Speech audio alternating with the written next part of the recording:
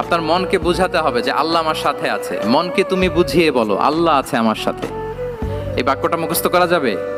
মনকে তুমি বুঝিয়ে বলো আল্লাহ আছেন আমার সাথে। আপনার পুরো জীবনের সব কাজের সাথে যদি এই বাক্যটাকে মিলিয়ে ফেলতে পারেন, দেখবেন যে কোনো কিছুই আপনার ক্ষতি করতে পারতেছে না। এটাকে বলে গড সেন্ট্রিক মাইন্ডসেট।